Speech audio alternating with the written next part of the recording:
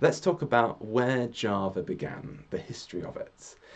So Java was headed up by James Gosling. He and a small team of people at Sun Microsystems first pioneered Java.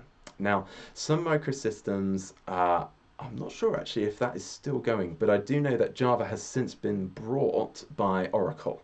But Sun was based in California, as is all the other silicon tech companies. Okay, so that's James Gosling and his team, and Java was really born out of the discontent that James and his team had with the languages of the day. So we're talking back to the 80s now, because Java came in the early 90s. So during the 80s, James and his team working at Sun, they were using the languages of C and C++.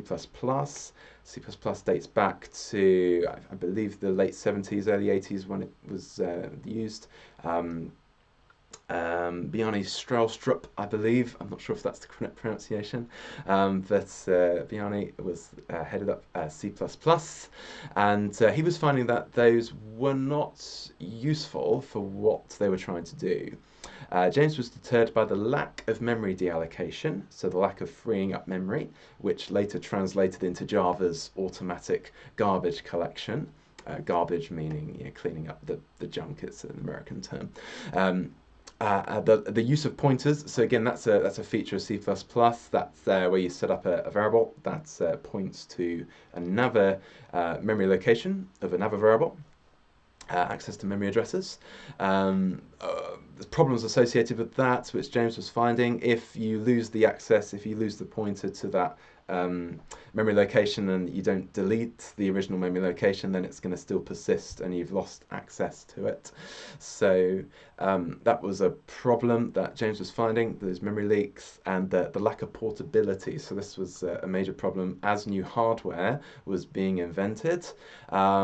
It was found that they often had to write the languages specific to the hardware. So as the hardware kept being innovated and kept evolving, they kept having to rewrite the programs for those new chips and those new pieces of hardware.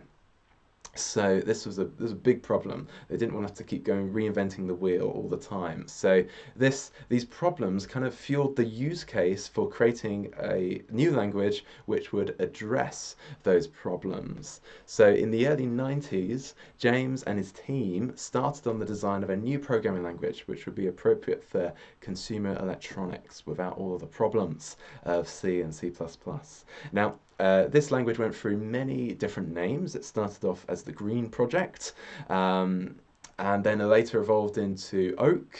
The problem with Oak was that there was already a company out there called Oak Technologies. So even though it was good inspiration, James looking out his window and seeing the oak tree outside his window, unfortunately he couldn't stick with the name of Oak because it was already in use. But when the group went out for their, afternoon coffee or coffee for lunch, they visited a local coffee shop and they saw that their coffee was being made with Java beans, and they just thought that name was good and they stuck with that, and the rest is history, as they say. Java managed to take off in parallel with the explosion of the World Wide Web. That was also in the early 90s as well. What helped Java to grow, helped promote its advertising. Java was announced at a conference in the early 90s, May 1993, and then the very first official version was released in the mid-90s. And of course, as we know, the internet hasn't slowed down since then, so Java was becoming more and more popular in coinciding with the popularity of the web.